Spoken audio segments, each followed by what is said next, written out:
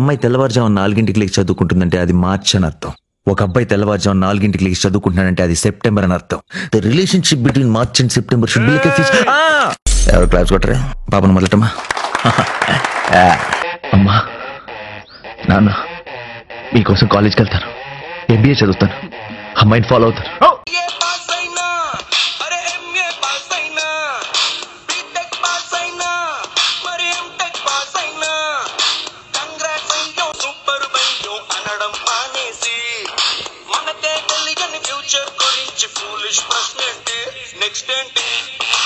పరీక్షలన్నీ చించేసావని pricing మానేసి అరే వచ్చిన మార్కులు మరిచేలా ఈ క్వశ్చన్ మార్క్ ఏంటి నెక్స్ట్ ఏంటి.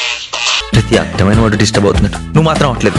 ఏ పోయి కాలం పరిగెత్తి పరిగెత్తి బతికేదాన్ని జింక అంటారు, ఆగి ఆగి కొట్టేదాన్ని పులి